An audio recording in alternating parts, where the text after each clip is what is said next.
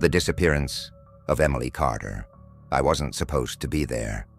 Clearwater Beach was Emily's escape, her idea of unwinding after the chaos of city life. When she invited me, I hesitated. I wasn't a beach person. Too much sun, too much sand, and way too many people. But Emily had a way of pulling me into her world, her enthusiasm infectious. She made everything sound like an adventure, even lying on a towel and doing nothing. That Friday was perfect. The sky stretched endlessly blue, and the ocean sparkled like it was made of liquid diamonds. Emily was radiant, the sun lighting her up in a way that made everything around her seem dull. She laughed easily, tossing a frisbee with her friends, teasing me for refusing to join. I watched from the shade of our umbrella, nursing a beer and pretending not to notice how the others watched her, too. When she decided to go for a swim, I offered to join her, but she waved me off. "Come on, Dan, I'll be fine," she said, her voice lilting over the sound of the waves. "Keep my spot warm." I watched her go, her figure growing smaller as she waded into the ocean.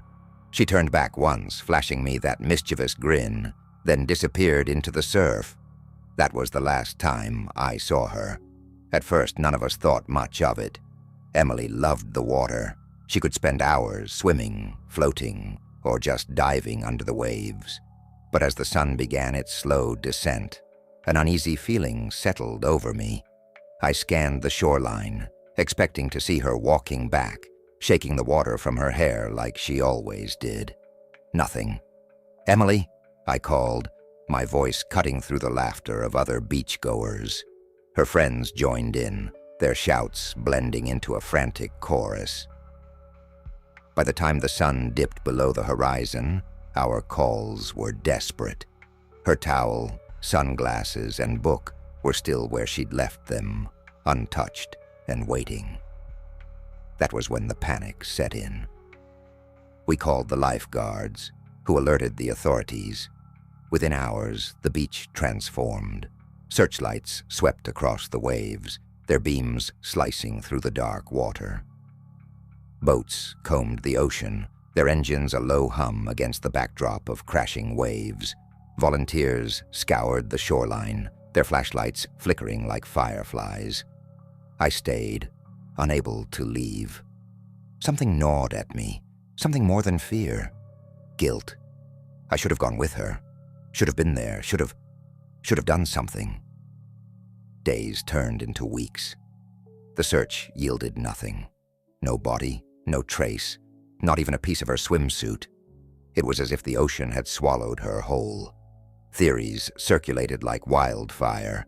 Some said it was a riptide, that she must have gotten caught and pulled out to sea. Logical, plausible. But there were others, quieter voices, whispering about the things that lurked beneath the waves. Clearwater Beach had its share of stories. Fishermen spoke of strange lights under the water, boats vanishing without a trace, and shadows that moved in ways they shouldn't.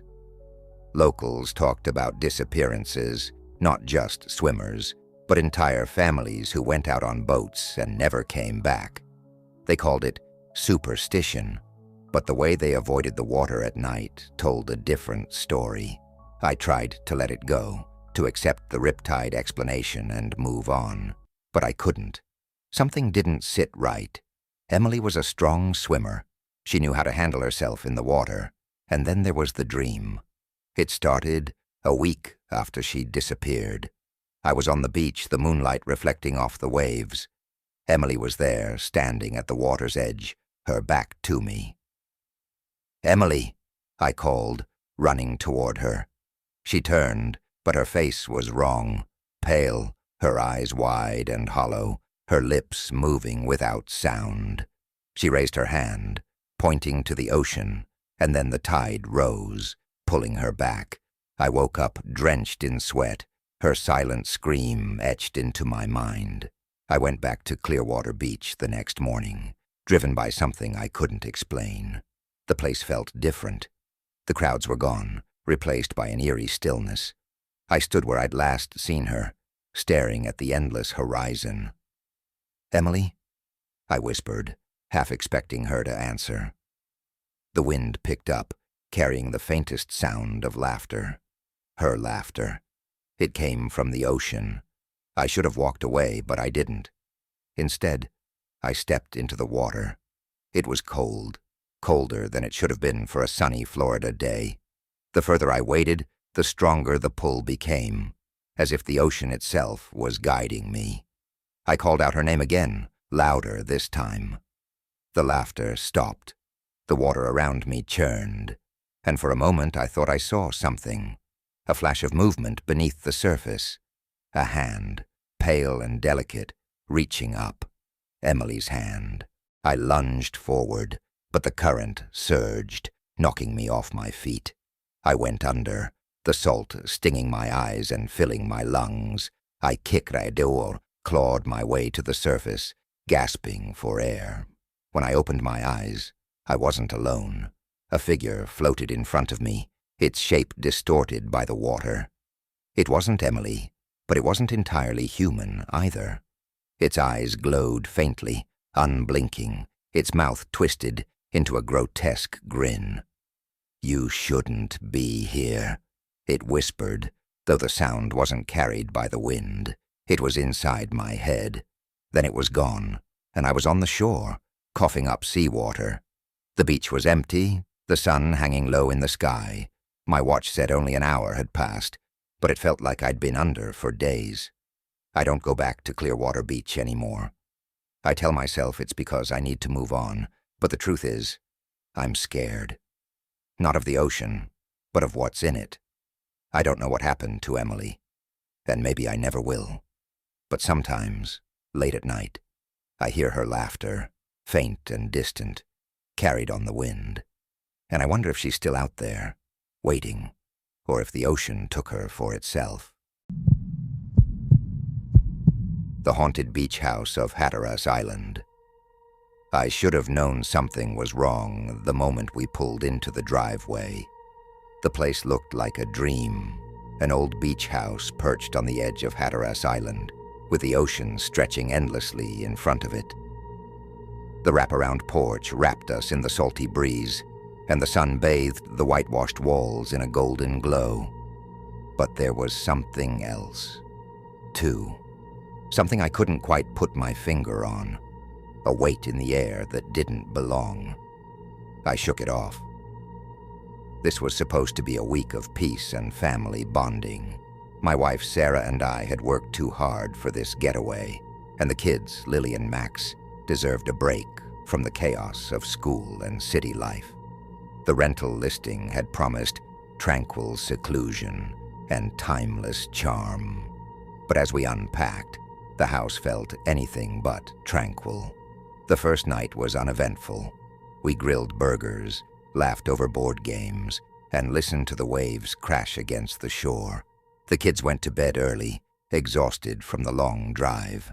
Sarah and I stayed up on the porch, sipping wine and talking under the stars. But even then I felt like we weren't alone. Shadows moved in the periphery of my vision, and the sound of the waves seemed off, as if the water itself was whispering. It started small. By the second night, Max, my 6-year-old, began complaining about noises in the walls. "It's just the house settling," I said, ruffling his hair. He nodded, but his wide eyes told me he wasn't convinced. That night, he crept into our bed, trembling. "They're talking," he whispered. "Who?" "The walls." I wanted to laugh it off, but the look in his eyes stopped me. The third night, things escalated. Sarah and I were jolted awake by a crash downstairs. I bolted out of bed, my heart hammering, and found the living room in disarray. The coffee table had flipped, scattering books and papers. A vase lay shattered on the floor. The front door, which I was sure I had locked, swung gently in the ocean breeze. "An animal, maybe?" Sarah offered weakly, though her voice wavered. I didn't believe it. I double-checked every lock in the house that night, but sleep didn't come easy. The following day, We tried to distract ourselves with a trip into town.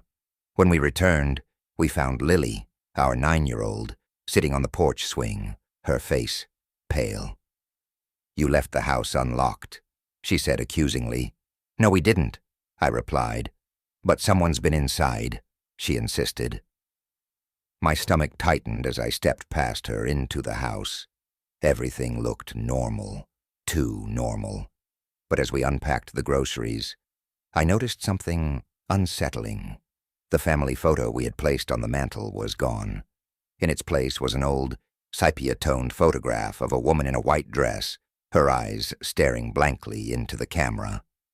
"Who put this here?" I demanded, holding it up. No one answered. That night, the laughter started. It began faintly, as if carried on the wind. Lily and Max were asleep, and Sarah and I were in bed when we heard it, high-pitched giggles echoing through the house. Sarah clutched my arm. "Did you hear that?" I nodded, swallowing hard. I grabbed the flashlight and crept out of bed, moving through the dark hallways. The laughter grew louder, bouncing off the walls like it was coming from everywhere and nowhere all at once. I checked the kids' room. Both were sound asleep. As I turned to leave, the door slammed shut behind me. I yanked it open, my heart racing, but the hallway was empty. When I returned to our room, Sarah was sitting up, her face pale. "She was here," she whispered. "Who?" "The woman in the white dress." I didn't want to believe her, but I couldn't ignore what was happening. The final night was the worst. It started with Lily's scream. Sarah and I burst into her room to find her curled in the corner, tears streaming down her face. She was standing right there, she sobbed, pointing to the foot of her bed. She was staring at me. I tried to comfort her, but then Max's voice rang out from his room. "Daddy, help!" I sprinted across the hall to find him standing in the middle of the room, his eyes fixed on something in the corner. "What is it?" I demanded, though I was terrified to look. "She's there," he whispered, his voice trembling. "She doesn't want us here." I turned my flashlight toward the corner, and for a split second, I saw her. A woman in a tattered white dress, her face pale and gaunt, her eyes black pits that seemed to swallow the light. Then she was gone, leaving only the lingering scent of salt and decay. We didn't wait until morning. By dawn, we were packed and driving away, the house shrinking in the rearview mirror. None of us spoke. What was there to say? Weeks later, I did some digging.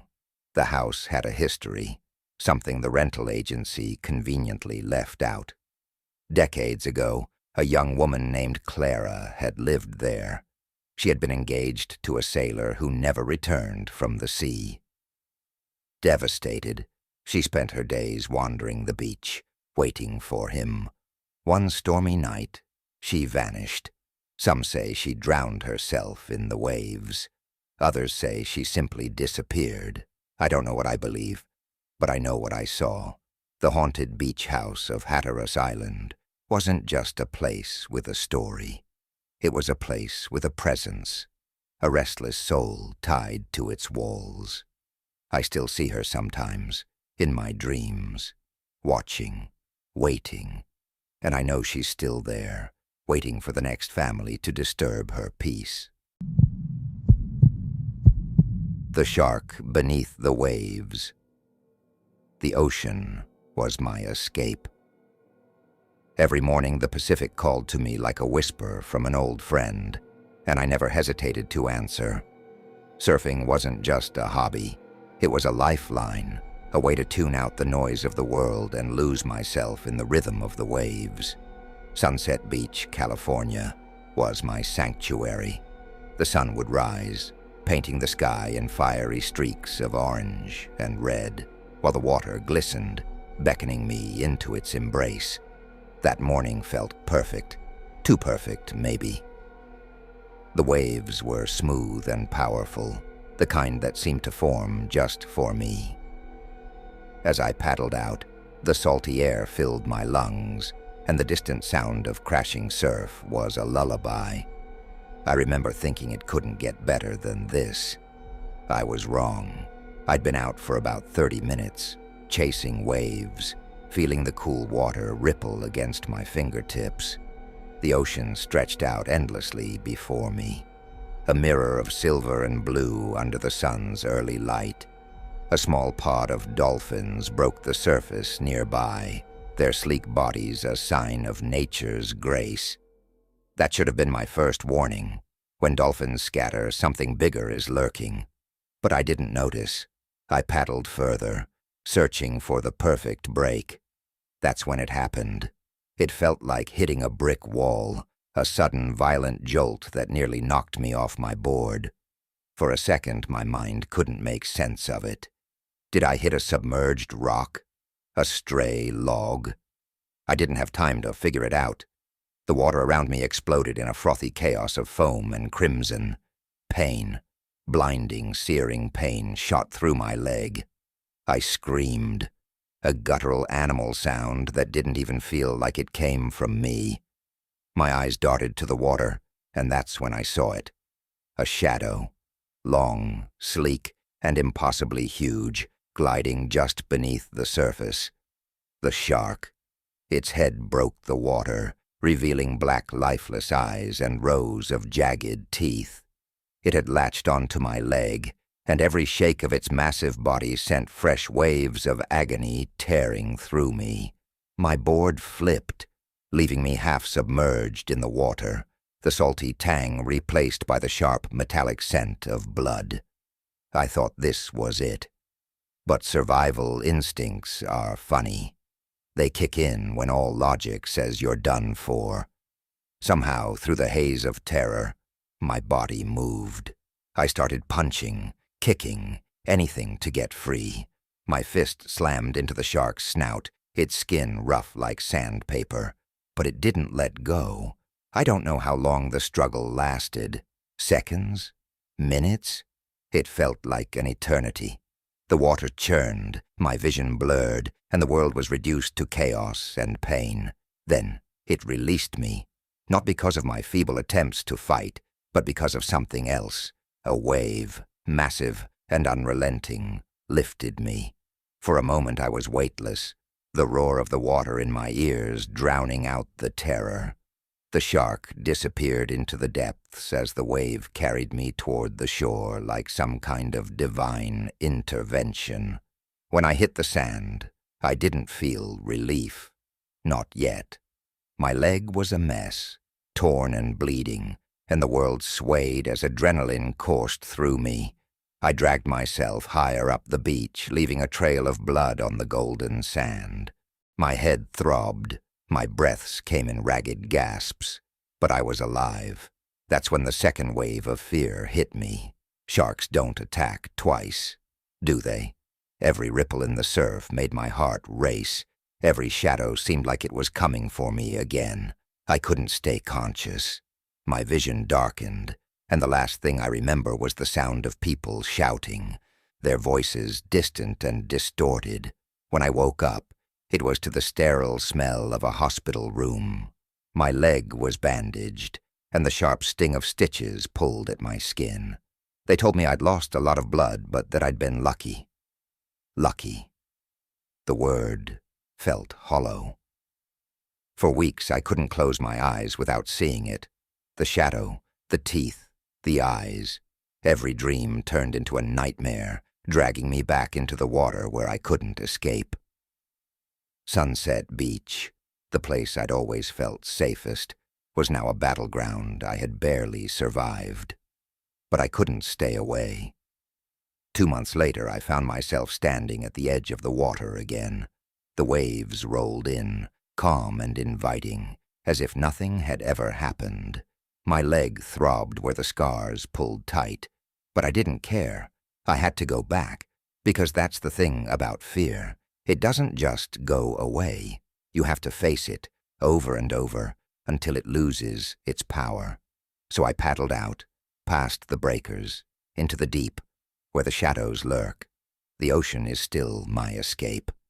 But I'll never forget what's beneath the waves, waiting, watching, and I'll never stop respecting it.